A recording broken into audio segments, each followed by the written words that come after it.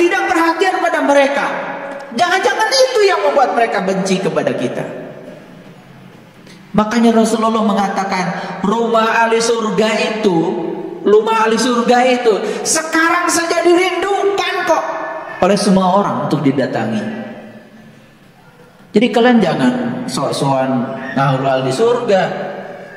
Sekarang tinggal tanya aja, kenapa ya kok sobat-sobat saya nggak mau datang ke rumah saya? Saudara-saudara saya pun nggak ada yang mau datang ke rumah saya. Pernah nanya gitu nggak? Coba, ketika saudara tidak datang ke rumah kita, sepi kan rumah kita? Betul nggak? Ini ada orang yang senang tidak didatangi oleh keluarga. Alhamdulillah sekarang, karena saya pasang bibir kayak bemo, keluarga saya nggak pernah datang lagi ke sini. Apakah bahagia seperti itu? Saya kira dia menderita. Ini saya mau ajak mengamalkan surat An-Nasr. Ayo kita buka sekarang keterbatasan Tuhan. Oke? Mulai sekarang berhenti memaksakan cinta. Belajar mengungkapkan cinta. Coba mulai peduli. Piraku kalau kita peduli pada orang-orang menyakiti kita. Piraku kalau kita peduli pada orang-orang nyakitin kita. Nggak mungkin deh. Hadiah cinta itu cuma satu, cinta itu sendiri. Alam itu tidak pernah salah ya, tidak pernah, tidak mungkin ya cinta dibalas dengan kebencian itu sedikit. Kasusnya sangat sedikit. Cinta selalu dibalas dengan cinta. Sekalipun dibalas dengan kebencian, sebenarnya itu cinta juga. Iya, karena lewat kebencian kita dididik untuk menjadi lebih mencintai, bukan? Karena kalau kita mencintai orang yang cinta kepada kita, cinta kita nggak naik. Tetapi kita dituntut untuk mencintai orang yang benci kepada kita, cinta kita jadi naik kelas. Sebenarnya cinta juga kebencian itu, kalau bisa mengolahnya. Makanya energi di semesta ini tidak ada negatif, tidak ada positif. Semua energi itu sebenarnya netral, tergantung kita menggunakannya. Nah ini harus belajar lagi nih, belajar lagi ya. Makanya kalau belajar agama cuman belajar baca aja, udah habis umur tuh ya. Ada yang mengeluh kepada saya, ini besok ya mau diajak datang ke rumah. Dia punya orang tua rajin sekali ibadah, baca Quran tidak pernah berhenti, tapi tengarti yang dibaca.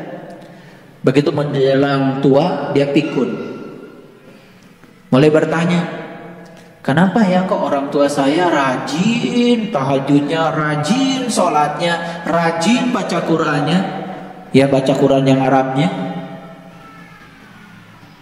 tapi menjelang tuanya bingung jalan pulangnya. Banyak yang kayak gitu kira-kira? Banyak. Banyak. Mengharapkan pahala di akhirat nanti, di dunia aja udah gak kelihatan pahalanya kayak apa. Itu semua ilusi pikiran. Jadi yang namanya pahala itu bahasa Arab itu dari kata ajrun. Ajrun itu adalah zat, sesuatu yang nyata. Nyata sekarang. Coba berbuat baik pada orang lain, bahagia gak di dalam? Tuh ganjaran. Kata pahala tuh.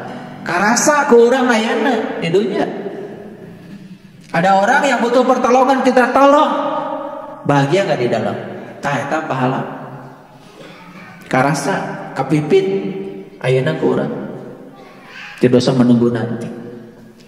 Ada orang minta pertolongan kemudian kita caci maki, ada nggak ganjaran dari dalam? Ada. Rasa menyesal, betul nggak? Ya, rasa menyesal, rasa berdosa, pahala bukan itu? Pahala juga itu, pahala keburukan. Ya. Makanya belajar agama tuh coba mulai yang nyata deh. Jangan yang hayalan terus, ya. Masa nggak capek belajar yang menghayal? Baik, kita teruskan dulu. Jadi jalan yang pertama apa? Berhenti mempertahankan yang dimiliki. Coba mulai berbagi. Latihan dulu dikit-dikit. Nggak usah tiba-tiba jadi dermawan beneran.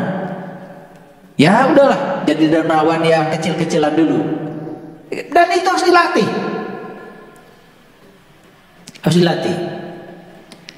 Perhatikan ya. Begitu kita punya niat untuk berbagi, hati-hati.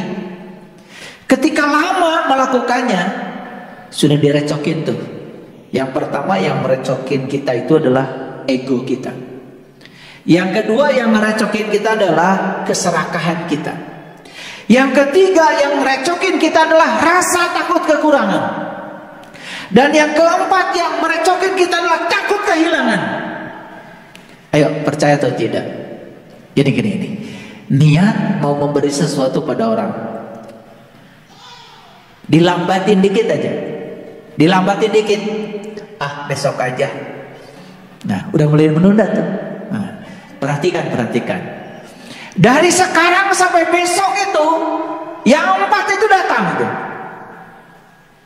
Yang pertama ego itu pikiran. Kata pikiran, enak aja, nyari aja setengah mati.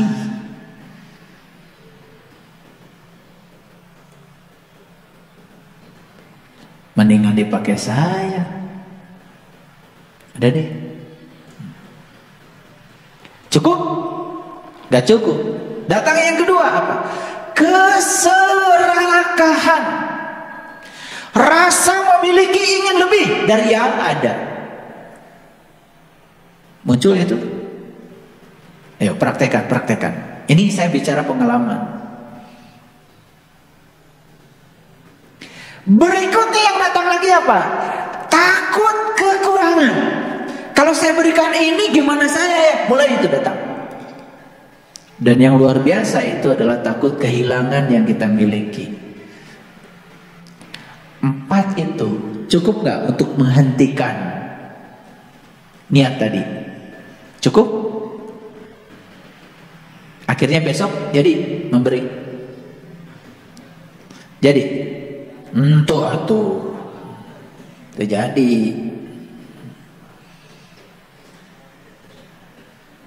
Nah, saya kasih tahu. Sudah ada niat baik mau berbagi, mulai direcokin yang 4 tadi. Saya kasih tahu ilmunya. Tarik nafas dalam-dalam. Tahan. Buang perlahan. Tarik lagi nafas dalam-dalam. Tahan. Buang perlahan. Tarik lagi nafas dalam-dalam. Sambil meminta, aku hadirkan energi ilahi tanpa batas ke dalam diriku. Respon kita akan berubah. Perhatikan saya. Respon kita akan berubah. Timbul satu kesadaran. Entah apa kesadaran itu. Yang jelas kesadaran itu respon yang berubah dari yang 4 tadi. Kita mulai memiliki kekuatan untuk memberi lagi. Dan buru-buru lakukan. Jangan ditunda lagi. Itu. Ya.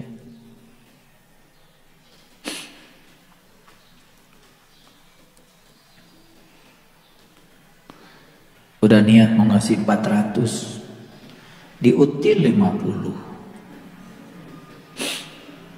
Kagok atuh. Diutil lagi 50. Tuntung nama 50. Itu karena yang 4 mulai ngerecokin itu. Sok, kalau gak percaya sama saya, benar gak yang 4 itu datang? Satu apa? Ego itu diri palsu. Si pikiran mulai terjebak benar salah. Pikiran mulai sibuk dengan baik buruk. Udah mulai. Yang kedua yang akan datang adalah keserakahan, ingin memiliki lebih. Dan yang ketiga adalah takut kekurangan. Ayo buktikan. Dan yang keempat lebih dalam lagi adalah takut kehilangan. Sudah terjadi? kita jadi. Gimana caranya?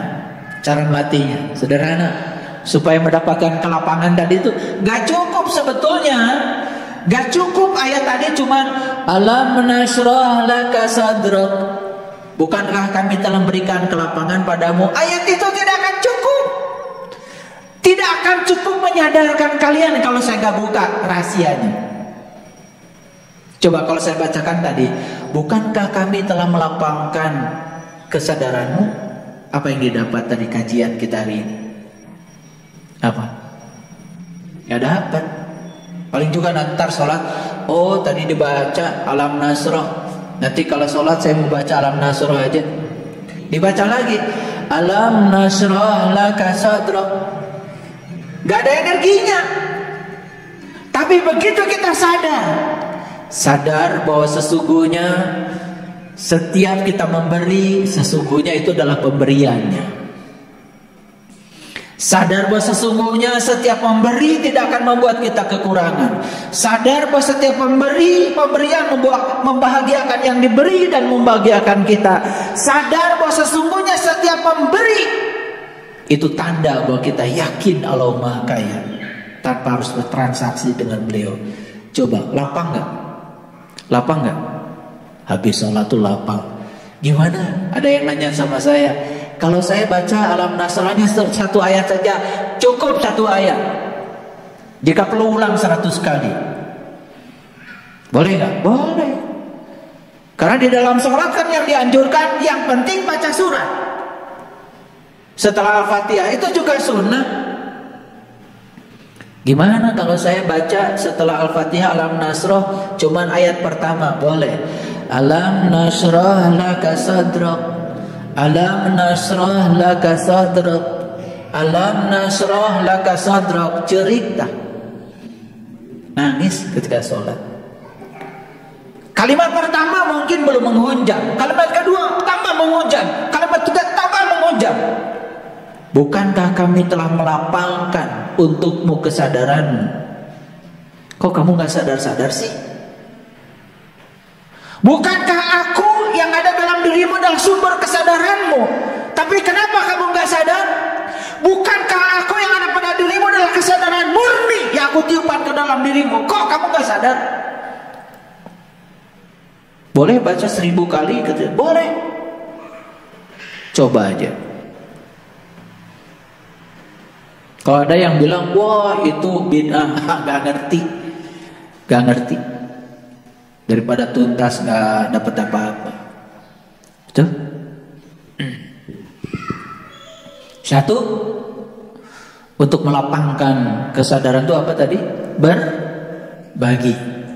Dua, mengungkapkan cinta. Latihannya apa? Latihannya sederhana. Latihan menyayangi, latihan menghargai, latihan menyayangi terus latihan. Harus latihan. Yang kedua latihannya apa? Tadi menyayangi, menghargai. Belajar coba. Belajar. Yang kedua latihannya apa? Coba belajar mengantisipasi kebutuhan orang lain sebelum mereka meminta. Belajar mengantisipasi kebutuhan orang lain sebelum mereka meminta. Jadi kalau ada tamu datang ke rumah, gak usah mereka minta makan. Antisipasi oleh kita. Kayaknya nih jam segini dia belum sarapan tuh dari rumahnya karena kepagian. Antisipasi coba kebutuhannya. Tapi itu harus terus menerus dilatih. Jadi ada juga saya datang ke rumah kalian, salah satu, bukan kalian ya. Itu dari pagi ngobrol sampai malam. Air pun gak keluar. Disuguhi obrolan aja terus. Coba belajar mengantisipasi kebutuhan orang lain tanpa mereka meminta.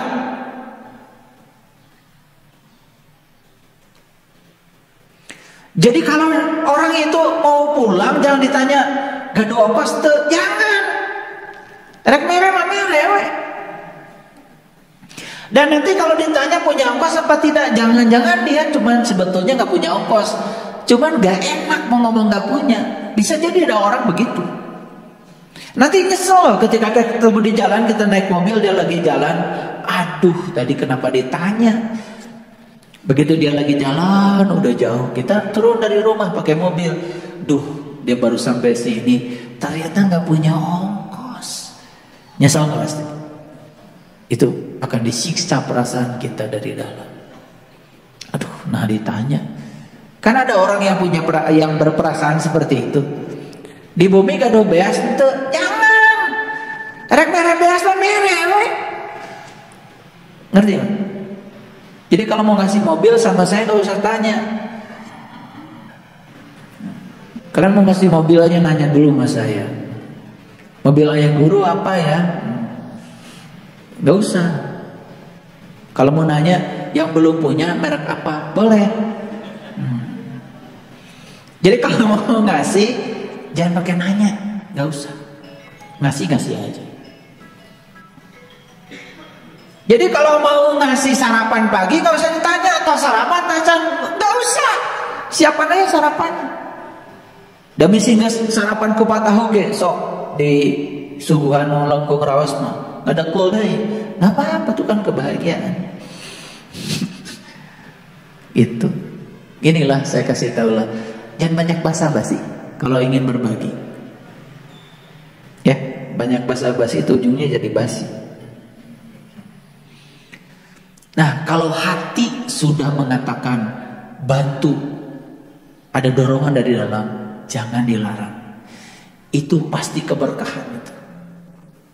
Jadi kalau hati bilang udah ada dorongan, bantu, kasih. Dan itu dorongan bukan dari sini lagi, dari sini. Aduh, itu mah udah jelas berkah. Dan kalau kalian gak melakukan itu, kalian sedang menunda keberkahan Tuhan. Jadi ternyata Allah itu ya mau ngasih sesuatu juga ada trik-triknya itu. Coba dulu kata Allah didatangkan orang ke rumah kita. Kemudian ada dorongan dari sini, sudah dorongan dari Allah sebetulnya, tapi kita tidak melakukan. Ah, geus we cek Allah teh. Sakitu we rezekina. Paham? Paham apa tidak? Oke, baik. Sekarang kita lanjut dulu deh ayat yang kedua, karena komputernya mati. Jadi silakan lihat HP aja. Baru ayat pertama kan? Alam nasroh laka sadra. Ulangi lagi artinya apa? Bukankah kami telah melapangkan kesadaranmu? Sudah sekarang dilapangkan? Sudah nggak dilapangkan? Ini sedang dilapangkan, ini sedang dilapangkan, kesadaranmu sedang dilapangkan. Sudah bilang. Sudah. Jadi keluar dari sini, tolong kelapangan dada ini jangan disempitkan lagi. Karena sekarang sudah dilapangkan, sudah dikasih pengertian. Ya. Tadi pagi saya nulis satu artikel, udah baca belum di WA Group? Ya. Tentang menyerahkan apa yang ada. Sebenarnya intinya apa? Hidup bukan dengan apa yang seharusnya, tapi hidup dengan apa yang ada. Itu sudah saya sampaikan. Itu juga bisa meluaskan. Yang keempat, cobalah kalau kita sekarang ini sudah mengalami rutinitas. Misalkan sholat udah rutin, tahajud sudah rutin, bangun malam sudah rutin, ngaji sudah rutin. Coba dicek. Apakah rutinitas itu memberikan kesadaran baru atau kepuasan pada kita atau tidak? Kalau itu tidak, kalian sedang buang-buang waktu.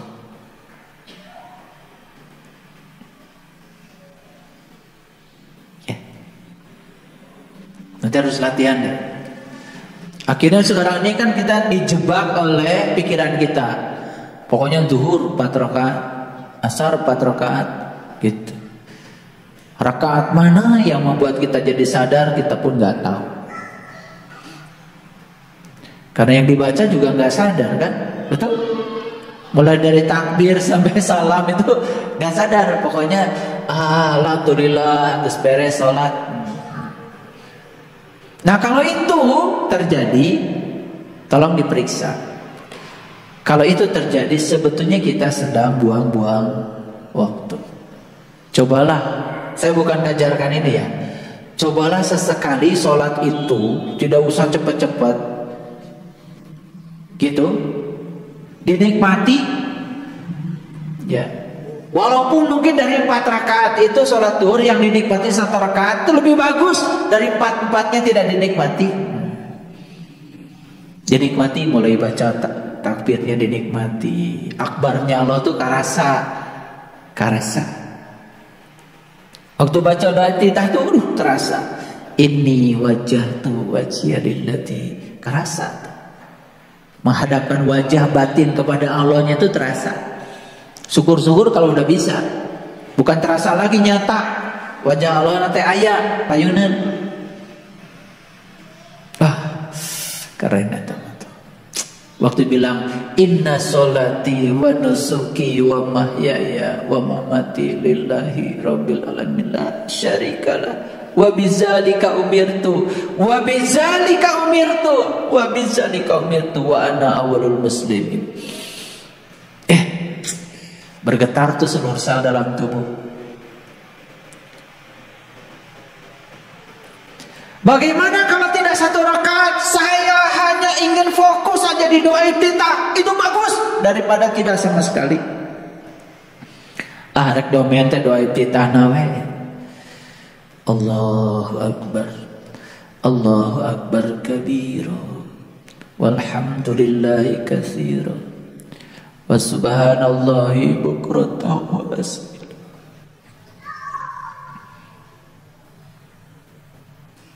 Tahu artinya? Wa subhanallahi bukratan wa asila, tahu artinya?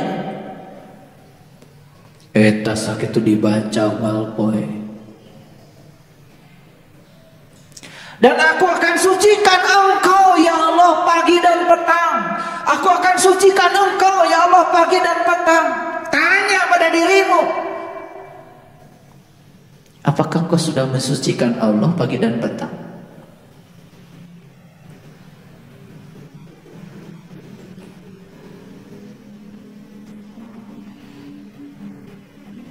Gimana cara menyucikan Allah? Sudah tahu caranya?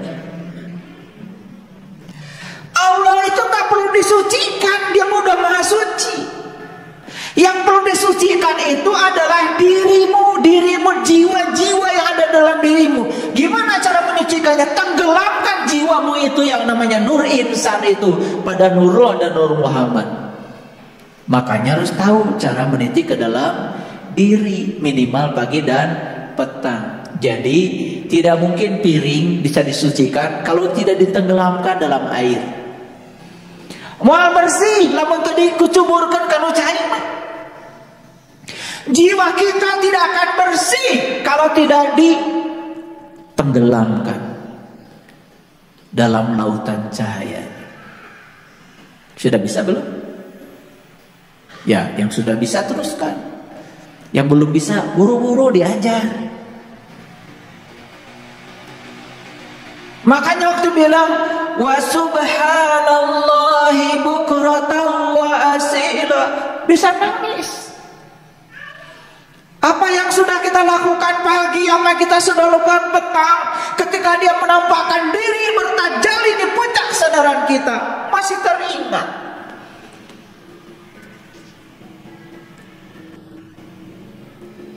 Itu baru sampai situ aja udah nangis.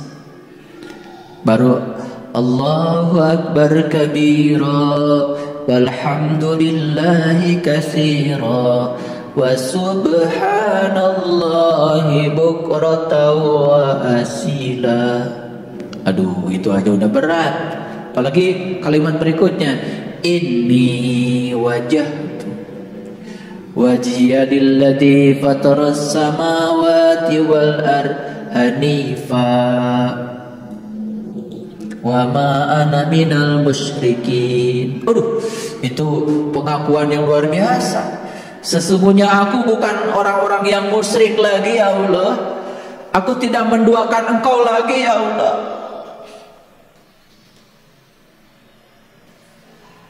Malu ya habis sholat,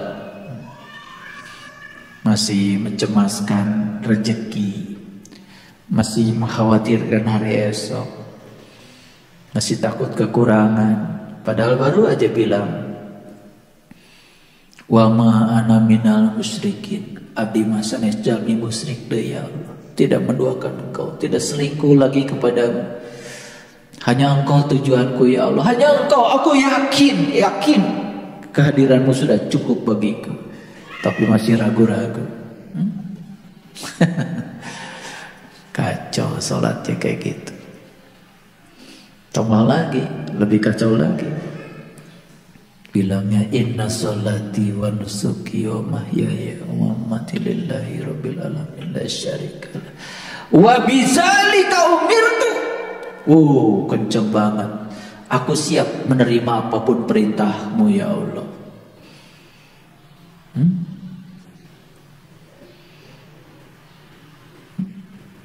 Itulah hidup apa adanya, itu sebetulnya menerima perintahnya dengan tulus.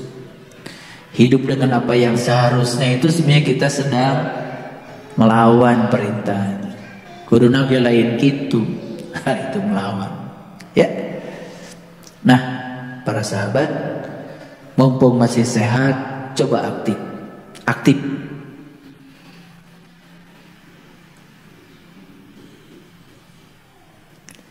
Karena nanti begitu kita sudah tidak seperti sekarang lagi, kepasifan itu akan membuat kita semakin cepat untuk menua. Makanya saya sering mengatakan, mumpung masih ada waktu, mumpung masih ada waktu. Karena Nabi Muhammad mengajarkan, jagalah mudamu sebelum datang masa tuamu. Kan gitu. Jadi artinya bukan terus harus muda, bukan. Tetapi maksudnya ya jagalah mudamu sebelum datang masa tuamu itu, mumpung masih bisa melakukan sesuatu, lakukanlah sekarang. Mumpung masih diberi kesempatan untuk bisa nembah jati pagi petang, lakukanlah sekarang. Mumpung masih ada waktu. Mumpung masih sehat, kan jagalah sehatmu sebelum datang masa sakitmu. Dan jagalah masa kuatmu sebelum datang masa lemahmu. Jagalah hidupmu sebelum datang masa matimu. Keren banget itu pepatah Rasul itu. Sebetulnya beliau ingin